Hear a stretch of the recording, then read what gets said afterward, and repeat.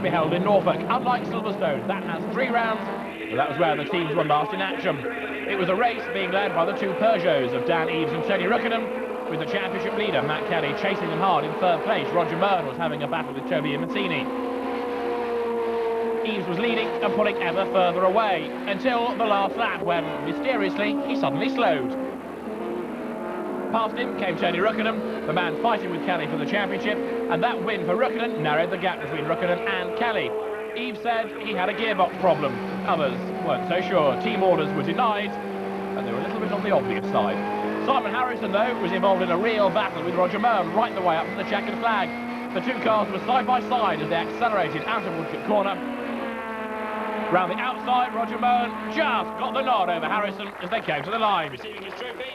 So, Tony Ruckinen celebrated on the top step of the podium, a rather bemused Matt Kelly wondering how he was able to overcome the might of the 2 works Peugeots.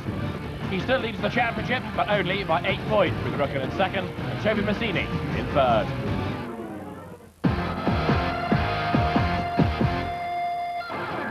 The championship is heading towards the end of the season, but that isn't preventing new drivers from making their debuts.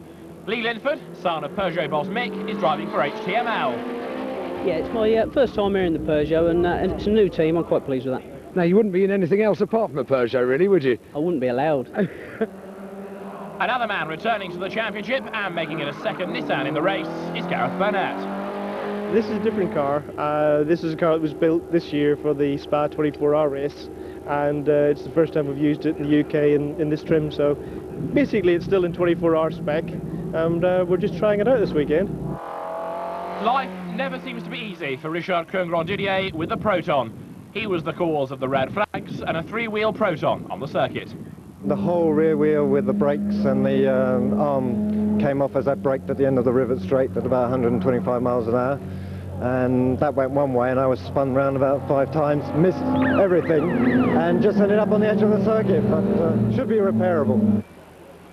Life wasn't much better for the championship leader either. Poor old Matt Kelly in the pits and was far from happy about life. The engine seems to have let go on us, so we're struggling with on 3 cylinders, so we could call it a day after 3 laps. Dan Eves was another man not too happy. He would only line up 5th. We always knew we were going to struggle here because of the extra weight that I've got. I've got 70k more than most people.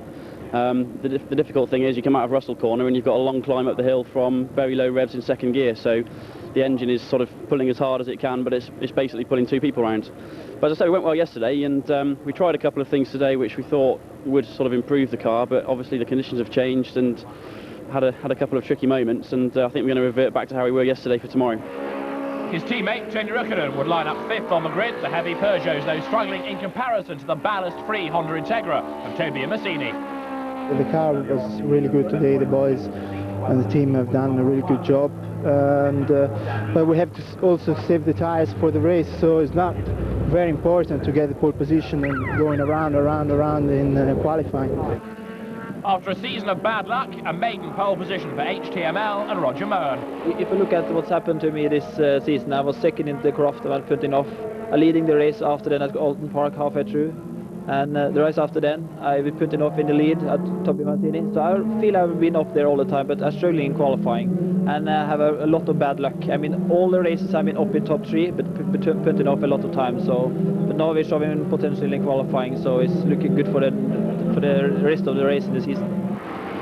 The cars then lining themselves up on the grid, ready for what is going to be a 30-minute race. Roger Murn is the man on pole position, with him on the front row, Toby Mazzini. Tony Ruckinen lines up 3rd and the best ever 4th for Phil Andrews, Dan Eves and Richard Mines on the 3rd row, and that's Mines' best qualifying of the year as well. So, Snetterton, fast and flat, good slipstreaming circuit. Let's have a lap round, courtesy of Gareth Burnett. Right, I'm Gareth Burnett, driving the Nissan Primera GT for RJ and Motorsport in the National Saloon Championship, just about to start the qualifying lap. So here we go over the line, it's up through the box into 4th gear as we go past the pits. We're just touching maximum revs in 4th as we come down into the fast right at Ritchie's, which is... Those red lights have gone to green, they do now, and away they go! There's a narrow track away from the line here at Snetterton, but we're on board now with Matt Kelly looking for a way past Richard Mines, the Project Motorsport run. Nissan Primera on the outside line, diving into Ritchie's for the first time. Matt Kelly from 8th on the grid, right round the outside there, desperately trying to get ahead of the two Peugeots. Rukkonen's ahead, and now so is Dan Eves. Bang! Tapping the tail there. Dan Eves gets clobbered by Matt Kelly as they turn their way into Sear, and that's a real problem now for Kelly. He needs to be ahead of Rukkonen, but for as long as Dan Eves is right ahead of Matt Kelly, he really can block the Nissan driver and allow his teammate to pull away. Rukkonen can get clear now as Matt Kelly tries to find a way past Dan Eves. The two works Peugeots working together. That cement dust being kicked into the air after oil was put down earlier on. The cars then turn their way through the S's for the first time, and we're on board now with Gareth Burnett. He's work all the way out of the S's now and into the bomb hole. The local man based in Newmarket accelerates now on towards Coram, but Roger Mern is leading the HTML Peugeot ahead of the Mardi Gras Integra of Toby Massini, and then third is Phil Andrews, going better than ever. Fourth is Rukkonen, fifth is Eves, sixth is Kelly, seventh is Lee Linford, and a spin, Desmond Smale loses it, cars going everywhere in avoidance. Somehow they've all managed to miss him as now Rukkonen goes for third place. Can he go through? Yes, he can! With 40 kilos of ballast on board, Rukkonen goes through, speed of tyres, somebody off! Richard Mines losing it there. Richard Mines in the field, a minefield possibly. He's about to get himself back onto the circuit and carry on in the race as Roger Mern leads from Toby and Massini in second place. Third now, Tony Rukkonen. And look at Matt Kelly dropping back a little bit there in the old Nissan. Dan Eves there riding shotgun to his teammate, making sure that nobody gets past him. Remember, they worked with team orders at Silverstone. Looks like they're going to do it again here. Peugeot, Honda, Peugeot, Nissan is the top five.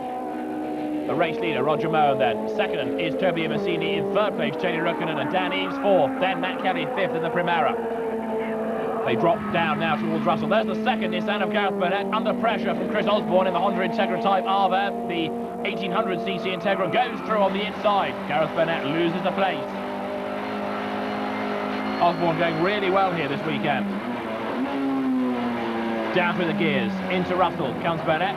Right, left over the curb, back on the path, back towards the line. There's Rick Kramer going through ahead of the pair of them. In the background, the recovering Richard Mines. Only 3 Ford Focuses this weekend because Simon Harrison saving his money for later in the year, and Gareth Burnett now looking for a way past Chris Osborne. Swinging out of Richards, back on the path, up now towards Sear. Gareth Burnett can't get much closer, surely. He's about, what, half a length away. They swing their way now up through the right-hander, accelerating along the Revit straight. The Nissan just looks as though he's losing out a little bit in a straight line. Now he might be able to get a tow here and drag himself up onto the tail of Chris Osborne's Integra. Down they come, heading for the S's. A gap on the inside presents itself, and Gareth Burnett tries to go through. Can he gain the place back? Yes, he's alongside and he's through. Drops down a gear, swing right now. Back ahead goes Gareth Burnett. The Nissan moves ahead once again there of the Honda Integra, and the pair of them are still nose to tail, battling their way out of the bomb hole. The road drops down, then up again, and Chris Osborne all over the back of Burnett. He wants that place back. Turning their way out of Coram, and now down towards Russell. Gareth Burnett goes wide, they touch. Chris Osborne just glances off the side of him, and a big slide for Burnett. Off he goes, across the grass and wallop into the gravel. That, I rather fear, is the day done. Gareth Burnett instantly clambers out of the car. Well, he went a little bit wide, and there, look in the background, Dan Eves going off. Wow! Dan Eves disappeared across the grass and has disappeared from view altogether. Dan Eves out of the race, presumably now. That almost looked like a repetition of Druids and Alton Park. Remember when he just disappeared with a brake problem? Dan Eves out of the race. There goes Rukkonen. Turning his way now through the S's. Dan Eves, we suddenly saw, take to the grass and shoot across the circuit. Well, Dan Eves out of the race. We'll try and work out what happened. There he is, look, he's back on the track. It was a puncture by the look of it that caused him to just go straight on. He's off again, round he goes. Dan Eves goes off, across the grass, back across the tarmac. Wow! It looks as though Dan Eves has had a really major brake failure, and that must be why he went off, although why he tried to carry on, not quite sure. So, Dan Eves out of the race then. The Peugeot parks by the side of the road. There you can see it. Look out! Somebody else off! Bang! Anybody feels like being a cameraman, please apply in writing. It's lethal at Snetterton. It's Chris Osborne who's cannoned out of the race. He's okay. The car's a bit second-hand. There's Dan Eves trudging away, and Chris Osborne has also ploughed off the circuit as well. Right, time to catch breath. All of this means that we've now got a rather unusual look to the top 10, including there, as the safety car is coming out onto the circuit, Ian Curley with the Ford Escort RS 2000.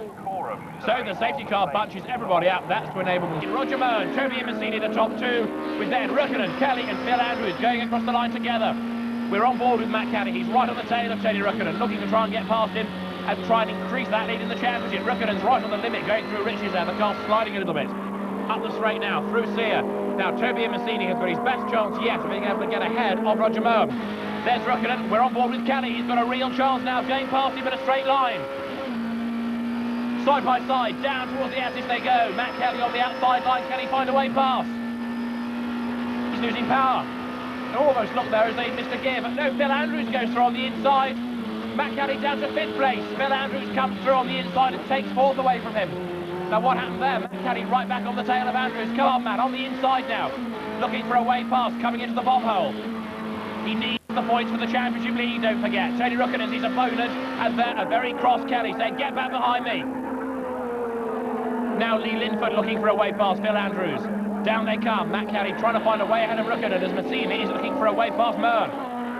Andrews goes off there, over the grass, just kisses Lee Linford's car, and that, as Lee Linford bounces across the grass and back onto the circuit, is the end of it. Look, Linford's heading for the pit lane.